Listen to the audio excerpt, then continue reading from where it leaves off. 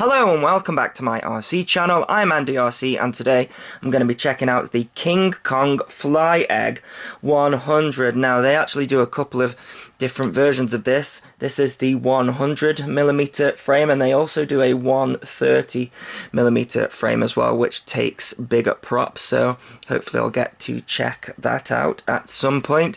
But with this one being a 100mm frame, the size of the props that it can take is the 1935 propeller and no bigger than that. And let's take a look at some of the other specs as well. So it has got 1103 7800 kV motors, and it's got a 4-in-1 10 amp ESC flash with BL Halley S. The flight controller is a Pico BLX, so this model actually does not have an on-screen display, which is similar to the other Kingkong micro models that are out there. So it weighs 67 grams in this configuration without a battery, and then it weighs 89 grams with its included battery, which I'll take a look at in a moment. So this one has got a power switchable VTX. So out of the box it is 100 milliwatt and it's also 16 channels as well. It works in the same way as the other Kingkong VTXs in that we have got a light sequence on there, and then you get given this manual and you can see there that the different light sequences correlate to these frequencies here, so just 16 channels. But you can switch it to 25 milliwatt, and can you see here there's a little diagram of the VTX, actually a diagram of the underneath of the VTX, and I've taken this out here. You can see that's why all of the foam is sort of scrunched up there. Now you actually have to desolder a shorted solder pad in order to get 25 milliwatt, so it's not on a button or anything like that, so yeah, that might be something to consider. So the camera is 800 TV lines at the front, and as far as I can see you can't adjust the angle of it. And let's see if it's glued in as well. Yeah, so the lens is glued in, so we can't adjust that there. I imagine you could adjust the camera angle if you took this apart, but it seems to be just wedged in there. It's wedged in there solid, so that's not moving anywhere. Now it comes with a 2.5mm carbon frame, so fairly thick.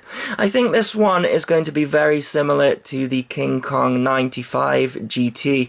The specs seem very similar, it's just that we have got this aluminium frame here which protects the camera and the flight controller, which is really nice actually. It's like a miniature 210 size model, shrunk down even more to 100mm, so yeah, I like it. It's got the signature receiver placement here, which is just a sticky pad that has not had the backing removed, and I think that they do that so you can take this out and bind it. So this is the XM version, so this will work with a Taranis running in D16 mode. It's not the XM Plus, just the XM. And then we have got a very hefty rubber band there as well for the battery to go in. Now this is something that is different compared to the other Kingkong models. Can you see we have got a buzzer?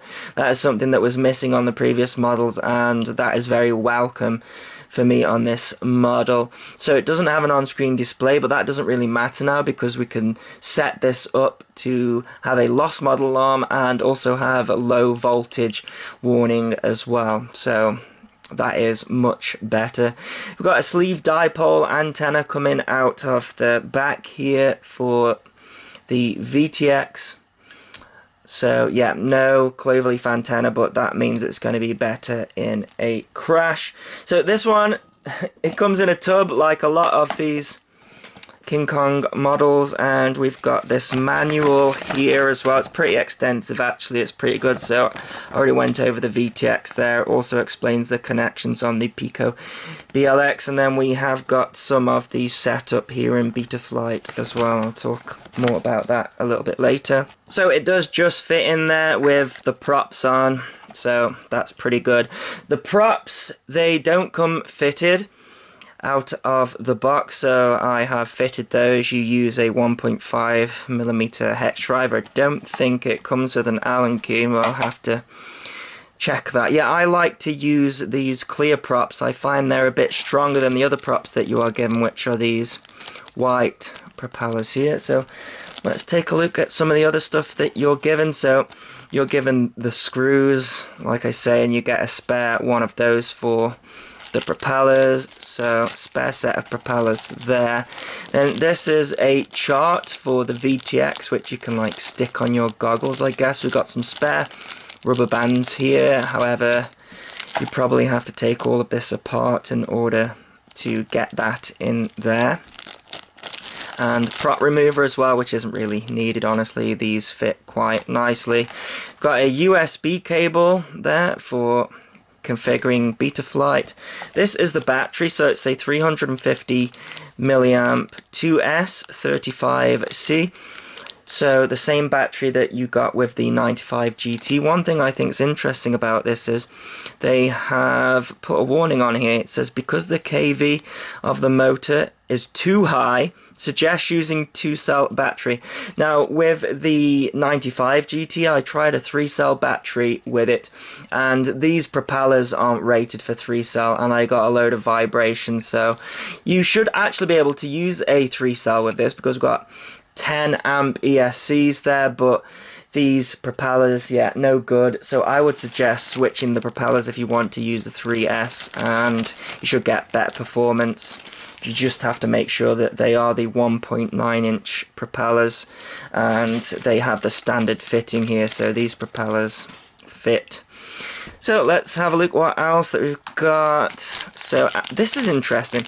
We've got some motor protectors. Now I don't like to use these because they add weight, but the idea is that they stop mud from going in the motors in a crash. So you're given extra screws as well, because you'd need to put longer screws in there for them to reach the motor. So we've got those, and then we have got the signature prop protectors and longer screws as well that you get with all of these Kingkong models, and I really like that. It means that you can fly this one indoors, and it's a pretty good indoor flyer as well. Now I thought this was interesting. They have given this bit of information about the XM. You see here it says, because some of FreeSky XM receiver, the English isn't very good, because some of the FreeSky XM receivers have a firmware issue. The phenomenon is when XM already bind to your radio, sometimes power on the drone, but XM receivers red LED on and unable to connect. What they're saying is that there is a firmware out there of the XM that doesn't bind on the first go, and you have to try a couple of times, and they're saying because FreeSky haven't let them know what version of the firmware is on this, then they're advising you to reflash it. I'm not going to do that. It doesn't seem to be a problem with mine here, but yeah, got the bind button there on the XM receiver, and given that there, they're saying it's not their fault. And then we've got the XM instruction manual here as well, and then the last thing is a cover for the camera, which I always lose. So yeah, there's a couple of other things that are interesting regarding this model. We've got a foam pad underneath here, which I guess is to cushion your battery. I don't know, really. I don't know why they put those on. And also the flight controller is soft mounted. Can you see that? Well, actually the entire thing is soft mounted, so the ESC board there, we've got like an O-ring, but you'll notice there that it's only got 2 screws in there, so you have to see how that goes. But I can physically move this, which is fine for soft mounts, but not sure why they didn't put all of the screws in there, but there you go. Yeah, it's only got 2 in there. So I have already bound this to my Taranis. Now the way that they have got this set up in Betaflight is the AUX 1 is on arming, so I've got that on my AUX 1 for that 2-position switch, and then it's also set up for AUX 2 for the modes, and it's angle, horizon and acro, and I have also added air mode in there as well. And it's not actually set up for lost model alarm, so I set up my AUX 3 for a lost model alarm on that switch. I also, in Betaflight, changed the low voltage alarm because it was set too high. It was set to 3.5 volts, and it will just sound as soon as you throttle up, so I've changed that. I've changed the super rate to 0.8, and I've also changed the PIDs as well because they were incredibly low. The P gain was like 18, so I imagine that would just wobble around, so I've boosted that up to about 40 there, and yeah, I haven't changed much else, so I won't take you through Betaflight. So what I will do is put a battery on and let's go and take it for a fly. So this is another one of those days when I'm waiting for gaps in the rain, so it could start raining at any moment, and it's very windy here today as well, so I'm gonna have to be quick. Yep, getting blown by the wind already.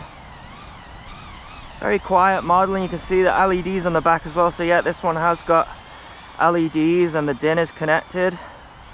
Let's try a punch. Yeah, it's about the same as the 95 GT, which is what I expected really. So if you want more power out of this one, stick different props on and you should be fine on a 3S. Let's try some acro out. The tune feels alright. Yeah, that's something that definitely needs changing with this one out of the box as well. It's not lacking power though, just like the 95 GT. A good beginner model. And just have a listen at this. And how loud that beeper is. That's really good. I've been impressed with that. They need to do that with all their models.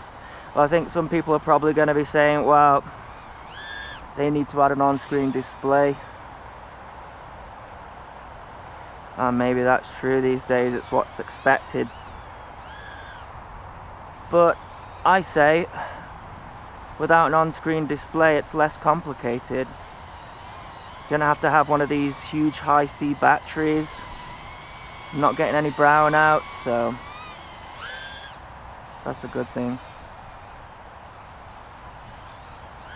Yeah, I'm having fun with it. I think it's gonna be a nice model. Not as much power as the likes of the AR Fun and the Wizard, but I think if you stuck a 3S on there and different props, then it would. Anyways, let's come in for a landing and then I'll do some FPV with it. So I actually had a lot of fun flying this one FPV.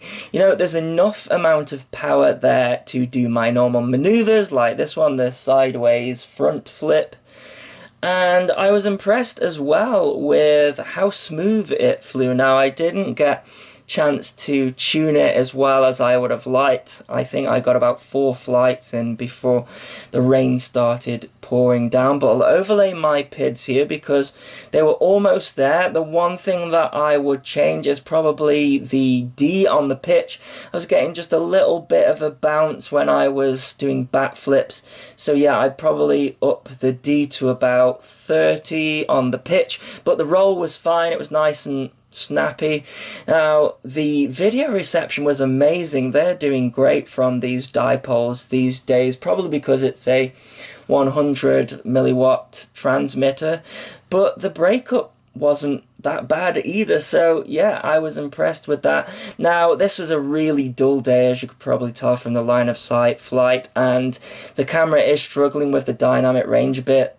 As you can see, when the camera points to the sky, we get dark patches in the corners. That wasn't so bad when I was flying this in the sun earlier, but yeah, sadly I wasn't recording when it did that. You can see as well I'm getting a little bit of prop wash there. I think that was mostly down to the wind. There was about a 12 mph wind whilst I was flying this, and it was only really affected when it was gusting. So yeah, that was just something that I noticed as well. But other than that, yeah, I like this model. I was getting a 4-minute flight time, and despite it not having as much power as some of the other models, I was able to abuse the throttle and have it at 100% throttle a lot of the time when recovering from some of these maneuvers, and the battery didn't get too hot, and I still got a great flight time. So yeah, thumbs up for this model. I'll put a link in the description if you wish to get one,